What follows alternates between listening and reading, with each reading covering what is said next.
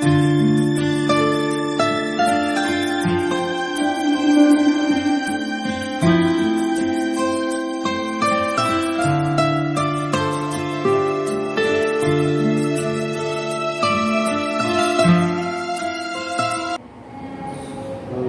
Afternoon बाळको, आज आप हिंदी में बात करेंगे। हिंदी कक्षा 7 विषयान इकाई 3 वफादार कुत्ता। काव्य 2 में तुम्हारी याद आती है, ये हम पढ़ चुके हैं। तो आज प्रस्तुत जो इकाई है वफादार कुत्ता, यह एक कहानी लेखन है। कहानी लेखन अगर परीक्षा में पूछा जाए वफादार कुत्ता इकाई का प्रकार क्या है, तो उत्तर में लिखेंगे कहानी लेखन। कहानी लेखक के लेखक है लल्लू भाई रबारी। इस प्रस्तुत कहानी में लेखक ने अपने स्वामी के प्रति वफादार जानवर की आबेहूब कहानी को चित्रित किया है, मतलब प्रस्तुत किया है। इस कहानी में लेखक ने बताया है कि इस कहानी का नायक लाखा बंजारा है। लाखा बंजारा इसमें बंजारा यह एक बीच की जाति है, जाति का नाम है बंजारा। और यहाँ लाखा बंजारा, प्रश्न कहानी का उठता है कि लाखा बंजारा का नाम लाखा क्यों पड़ा। तो देखेंगे बाद में। अपने स्वामी के प्रति एक वफादार कुत्ता जो है, इसकी कहानी इस इकाई में प्रस्तुत की है। देखते हैं कि इस कहानी का ताल्लुक एक वफादार कुत्ते से है। इस कहानी में कुत्ता जो है वह मर जाता है, या स्वामी भक्त कुत्ता अपने स्वामी के हाथों से जब उसकी मृत्यु होती है, जब सही बात का पता स्वामी को चलता है, तब वह अपने वफादार प्राणी से इतना प्यार करने के बावजूद अगर उसे जो वह मार डालता है, मारने के बाद सही बात जानकर उसे इतना पछतावा होता है कि ये मैंने क्या कर दिया। तो इस कहानी में स्वामी का यही कुत्ते को मार डालना, तो इस कहानी को एक सुंदर इकाई के रूप में प्रस्तुत किया है लेखक ने। फिर भी यह कहानी जो है वह अपने हृदय को हिला देने वाली है।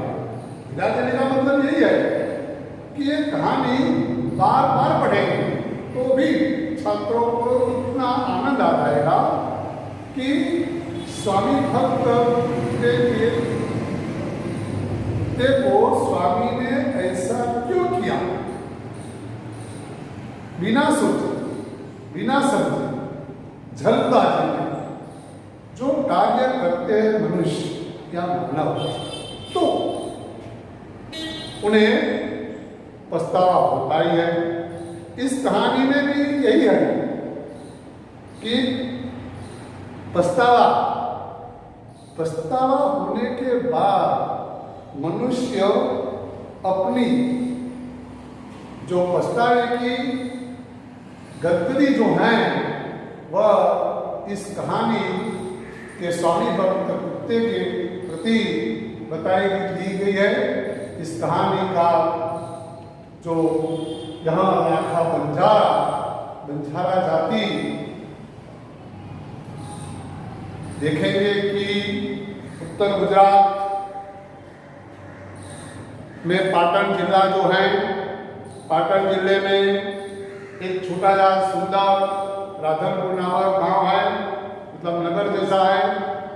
इस नगर में गांव से दूर दूर से लोग आते हैं माल सामान बेचने के लिए। यहाँ पहले के जमाने में बंजारा नाम की जाति अपने ऊँटों पर गांव से माल सामान नगर तक लाते थे और नगर में से जो मिश्री है, मसाला है, गुड़ है आदि चीजें वह शहर से गांव तक ले जाते थे। एक दिन की बात है, लाखा बंजारा लाखों का व्यापार करता था। इसीलिए यहाँ प्रश्न मैंने अगाऊ बताया था कि लाखा बंजारे का नाम लाखा क्यों पड़ा, यही प्रश्न। तो उसका उत्तर होता है कि बंजारा लाखों का व्यापार करता था, इसीलिए उसका नाम लाखा बंजारा पड़ा। प्रश्न का उत्तर सभी छात्रों को ये याद रह जाएगा। लाखा बंजारा लाखों का व्यापार करता था। उसके पास एक कुत्ता था, वह कुत्ता बहुत बड़ा भाव था। गांव से नगर तक आते जाते वक्त कभी कभी पड़ाव रखना पड़ता, क्योंकि दूर से पड़ाव रखने का मतलब यही है कि यात्रा में कुछ समय के लिए ठहराव। पड़ाव का मतलब ठहराव, यात्रा में कुछ समय थोड़ा वक्त। तो इस समय बंजारा पड़ाव में रहते हैं। तो रात का वक्त हो, जब लुटेरे या चोर डाकू का भय रहता है, चोर लुटेरा डाकू आता है, तो यह कुत्ता हाँक कर अपने मालिक को, वह जो सोया हुआ हो तो उसको जगा देता था। तब कुत्ते के भौंक की आवाज सुनकर चोर भाग जाते थे। एक दिन लाखा अपने व्यापार में मार खा जाना, यही जवाब है। मार खा जाना मतलब यही होता है। कई छात्र ऐसा सोचते कि मार खा जाना तो मारना, ऐसी बात नहीं। मार खा जाना तो नुकसान है। लाखा का व्यापार में बहुत बड़ा नुकसान हुआ। उसके पास अब कुछ न बचा, फूटी कौड़ी भी नहीं। फूटी कौड़ी का मतलब होता है यह भी है कि मुहावरा है, कुछ न बचा, कुछ न होना। तो उसने सोचा कि अब नगर में जाकर किसी सेठ के पास से कई रकम सूद से लेकर व्यापार कर। लाखा राधनपुर में एक सेठ के पास आता है, सेठ को बात सुनाता है। सेठ ने बताया कि लाखा मैं तुम्हें रुपए तो दे दूंगा, लेकिन तुम रुपए के बदले में गिरवी क्या रखोगे। तो उसने बताया, मतलब लाखा ने बताया कि मेरे पास अब कुछ है नहीं, कुछ बचा भी नहीं है, बहुत बड़ा नुकसान हुआ। मेरी जबान पर अगर आप रुपए दे सकते हैं।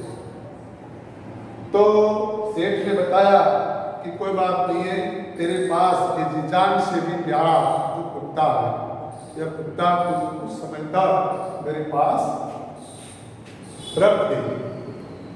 तो लाखा ने अपने प्यार से भी अधिक प्यारा कुत्ता जो है उसको सेठ के वहां जमानत के रूप में रख दिया। लाखा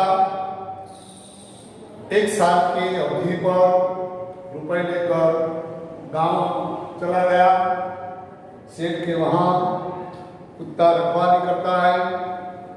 एक दिन की बात है, सेठ के वो जो दुकान है, चोर आते हैं, चोर चोरी करते हैं। दुकान में जितने भी गहने थे सभी माल सामान लूट कर चोर ले जाते। चोर लूट कर जो माल सामान ले जाते थे, उस वक्त कुत्ता इस चोरों के पीछे पीछे, चोर जंगल की ओर गए, कुत्ता भी उसके पीछे पीछे गया।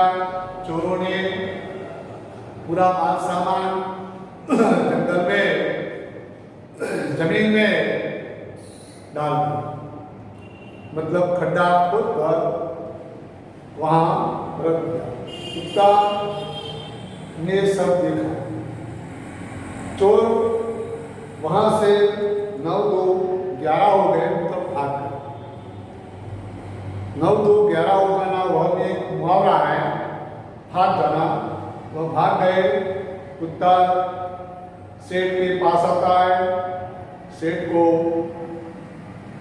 वो कहता है नहीं है, लेकिन उसकी या उसका जो संकेत है कुत्ते का, कुत्ते ने सेठ की धोती को अपने मुंह में ले लिया और दुकान की ओर, दुकान में आकर सेठ ने देखा तो चोर चोरी करके सब माल सामान ले गए थे।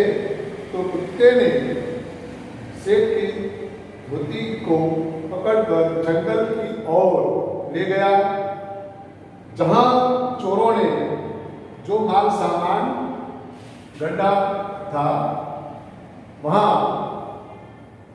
कुत्ते ने अपने पैरों से या नाखून से पूरा सामान बाहर आया। सेठ को पूरा सामान मिल गया। सेठ बहुत खुश हो गया। सेठ ने सोचा, समझा कि जो एक जानवर है, जानवर वह भी एक कुत्ता, एक कुत्ते की वफादारी पर सेठ इतना मुग्ध हो गया, मोहित हो गया कि उसने इस कुत्ते को मुक्त करने का सोचा। उसने एक चिट्ठी ली, चिट्ठी में लिख दिया और लाखा बंजारे को वह संदेश भेजा कि तेरे कुत्ते ने या तुम्हारे कुत्ते ने मुझे सूद समेत, यहाँ लिखा है सूद, सूद का मतलब होता है ब्याज, सूद समेत, समेत मतलब साथ, ब्याज समेत पूरी रकम मुझे वापस कर दी है। ऐसा सेठ ने चिट्ठी में लिख दिया। कुत्ता अपने मालिक को मिलने के लिए इतना उतावला था, वह कुत्ता दौड़कर अपने स्वामी की ओर जाने लगा। दूसरी तरफ ऐसा होता है कि बंजारा मतलब लाखा बंजारा, वह अपने व्यापार में बहुत धन कमाया। 1 साल पूर्ण हुआ। वह सेठ को रुपए वापस करने के हेतु वह गांव से नगर तरफ आ रहा था। रास्ते में उसने अपने कुत्ते को देखा। कुत्ते को देखा तो वह सोचने लगा कि शायद कुत्ता भाग कर आया है। मन ही मन उसने सोचा कि कुत्ते ने मेरी जबान काट दी है। मैंने जमानत के रूप में कुत्ते को सेठ के वहां रखा था गिरवी, और आज कुत्ता भाग कर आया है। तो उस लाखा ने कुछ न देखा, आगे पीछे आव न देखा। लाखा बंजारे के हाथ में जो लाठी थी, इस लाठी से इस कुत्ते को मारा तो कुत्ता के सिर पर लाठी का घाव पड़ने से कुत्ता वहां ढेर सा हो गया, मतलब कुत्ते की मृत्यु हो गई, कुत्ता मर गया। जब लाखा ने कुत्ते के जो लोग हैं वहां इस बंधी हुई चिट्ठी देखी तो उसने चिट्ठी को लेकर पढ़ी तो सेठ ने संदेशा भेजा था कि लाखा तेरे कुत्ते ने मुझे सूद समेत रुपए लौटा दिए। वो कैसे? तो चोरों ने जब डाका डाला, पूरा सामान चोर ले गए थे, पूरा सामान इस कुत्ते ने मुझे वापस करवा दिया है और मैंने उसे मुक्त किया है।